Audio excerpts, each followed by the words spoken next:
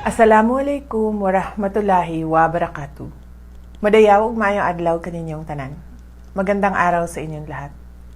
Ngayong araw, ginugunita natin ang unang anibersaryo ng isang kaganapang sumubok sa ating demokrasya at sa mga prinsipyo ng due process at rule of law. Ang naganap na extraordinary rendition o kidnapping kay dating Pangulong Rodrigo Duterte ay isang seryosong paalala na ang batas ay hindi dapat ginagamit bilang sandata para sa politika o personal na interes.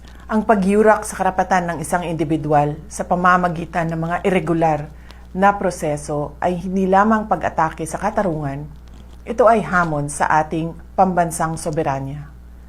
Ang isang tunay na malayang bansa ay pinapatakbo ng sariling mga institusyon na malaya mula sa anumang panlabas na panghihimasok o dikta.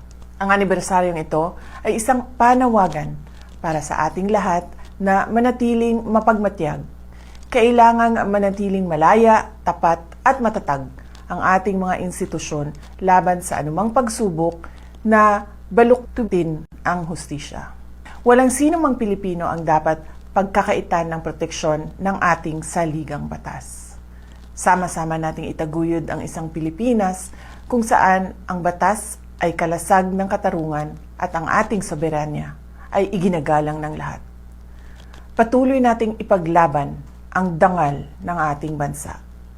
Mahalin natin ang Pilipinas para sa Diyos sa bayan at sa bawat pamilyang Pilipino.